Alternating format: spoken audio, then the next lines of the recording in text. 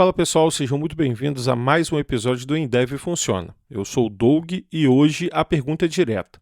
Monitoramento e observabilidade, sua importância no mundo de TI. O que é monitoramento? Antes de entrar em observabilidade e ferramentas hypadas, vamos falar de monitoramento de verdade.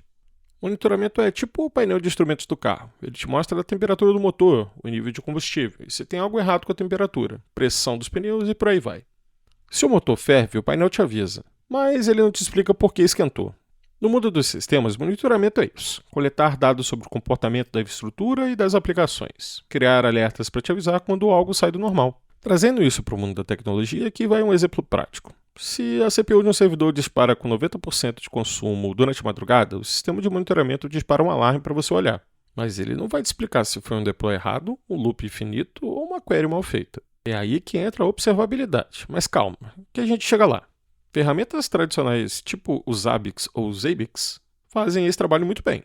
Ele monitora servidores, serviços, rede, banco de dados, cria alertas, gráficos, dashboards. É robusto, mas focado em infraestrutura clássica. Ainda muito útil. Posso citar também outros nomes aqui, um pouco mais modernos, tipo Nagios, CheckMK, entre outros. Mas o Zabbix ele está na vanguarda. Partindo desse ponto, podemos fazer a seguinte analogia. Pensa só. Monitoramento é o alarme da sua casa. Ele te avisa que alguém entrou.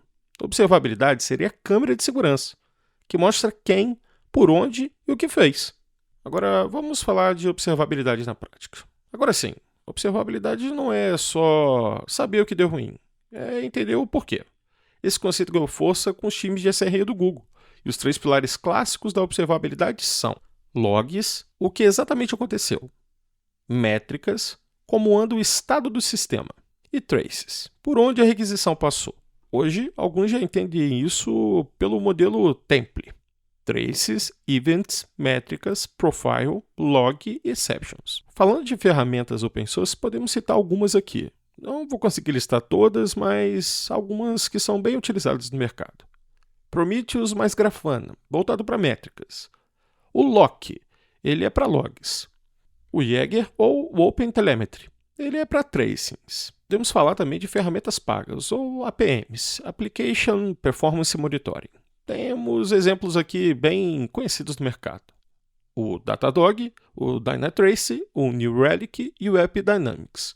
Eles são mais plug and play, cheios de recursos, mas são um pouco caros, mas cobrem bem o seu propósito. Falando agora um pouquinho de filosofia, não adianta só a gente coletar tudo sem saber o que importa. O time de SRE do Google criou os famosos 4 sinais de ouro, ou Golden Signals. O número 1 é a latência, quanto tempo leva para responder. O número 2 é o tráfego, volume de requisições. O número 3 são os erros, quantidade de falhas. E o número 4 é a saturação, se o sistema está operando no seu limite. Eles entendem isso como os sinais vitais do sistema. Se você monitorar algo, começa por aqui. Crie alarmes com contexto. Um alarme sem contexto é só ruído. Defina SLOs, objetivos de serviço, e SLIs, indicadores. E o que a gente sempre fala por aqui, automatize o que puder. Auto-reading, escalabilidade, isso vai fazer diferença para você no futuro. E outro ponto, nunca se esqueça, monitore sua própria aplicação de monitoramento. Aqui vai um dado real de mercado. O mercado global de observabilidade pode chegar a 9,2 bilhões de dólares até 2034, um crescimento de 19% ao ano. Tá, Doug, o que eu uso? Olha, se for começar pequeno e open source, eu tenho uma listinha aqui para você. Prometheus mais Grafana, métricas e dashboards. Loki, para logs. Jaeger e OpenTelemetry. Ele é bom para traces distribuídos. Agora, se você quer algo mais plug and play, pode usar o Datadog. Top para quem quer facilidade e integração. Além disso, temos o New Relic, o Dynatrace e o AppDynamics. É um nível mais enterprise. Dica: não tenta monitorar tudo de cara. Foca nos pontos críticos. Tempo de resposta, erros por endpoint, uso de CPU e memória, logs com exceção detalhada. Observabilidade não é só ter dados, é saber o que fazer com eles.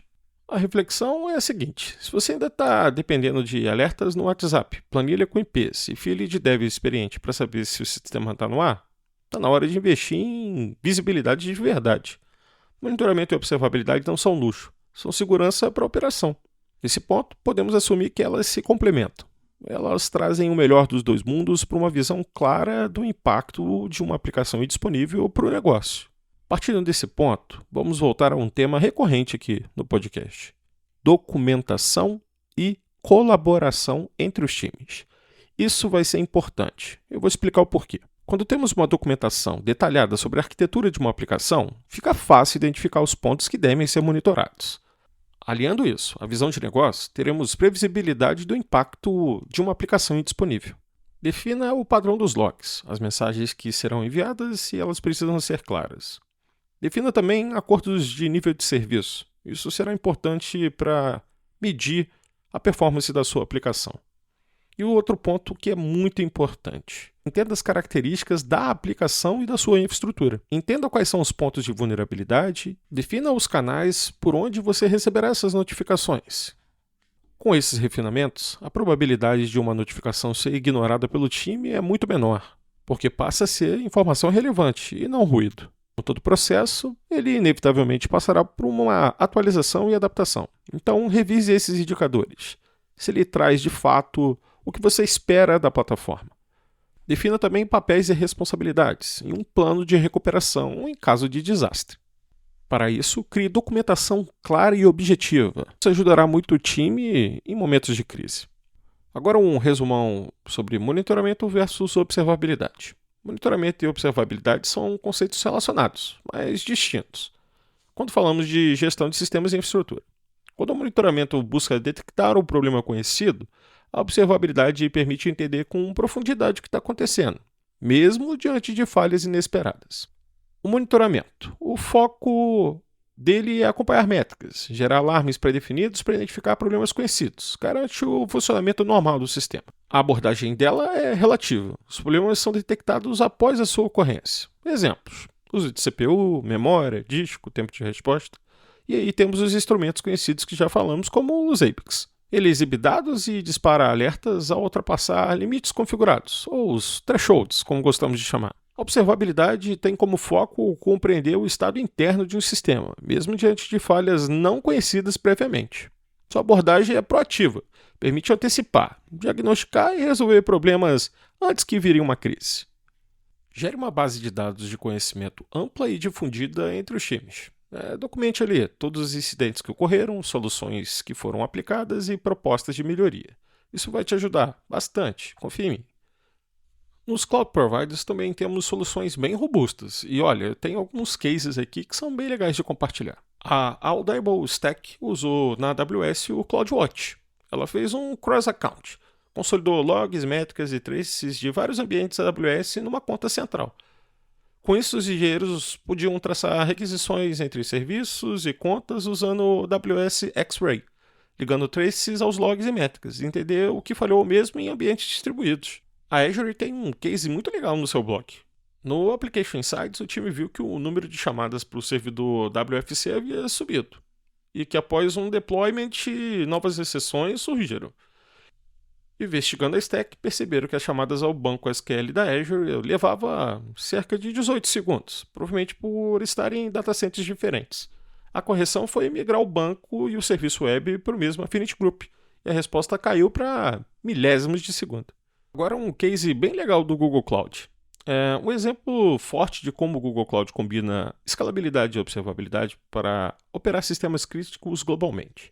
A empresa Signify, dona da plataforma Philips Hue, aquela das lâmpadas coloridas, conseguiu escalar sua infraestrutura com o Google Kubernetes para lidar com um aumento de 1.500% no tráfego nos últimos anos, atingindo cerca de 3,5 bilhões de transações por dia, incluindo mais de 100 milhões de comandos de iluminação. Pensa só! Parte desse sucesso se deve à adoção de uma pilha completa de observabilidade oferecida pelo Google Cloud Operation, ou seja, Google Cloud Monitoring, Logging e Google Trace, que garante visibilidade constante de performance e saúde da plataforma distribuída globalmente. O time destaca que a redução da latência como diferencial crítico. Comandos de iluminação precisavam responder em milésimos de segundo, e qualquer atraso, por exemplo, 3 segundos, quebra a percepção de fluidez do usuário. Essa sensibilidade orientou a arquitetura observável com autoscale e dashboards proativos. Aqui uma outra stack que merece um podcast exclusivo para ela, mas vamos comentar rapidamente sobre ela. O conhecido ELK. O LK é um conjunto formado por Elasticsearch, o motor de busca e análise, Logstash, a pipeline de gestão de dados, e o Kibana, a visualização e dashboards. É amplamente utilizado em ambientes on-premise, ambientes híbridos ou SaaS para análise profunda de logs. Temos algumas empresas aqui que utilizam ela. Por exemplo, Netflix, LinkedIn e o Stack Overflow, que operam clusters LK robusto com centenas ou quase 800 nós para processamento de logs operacionais e segurança, com Kibana para dashboards e pesquisas ultra rápidas. É uma stack muito boa, mas se mal configurada pode se tornar um calcanhar de Aquiles. A gente fala dela em um outro podcast. No próximo episódio falaremos um pouco sobre SRE. E é aquilo. Afinal, todo mundo precisa mesmo de SRE? Vamos falar do papel do Site Reliability Engineer. Onde esse perfil se encaixa, o que é real e o que é hype, e como trazer confiabilidade sem burocracia. Se curtiu, compartilha com a galera do time, com aquele dev que ignora todos os alarmes do Prometheus. E claro, segue o podcast para não perder os próximos episódios. Aqui é o Doug, e como sempre, em dev funciona, mas em produção só com visibilidade de verdade.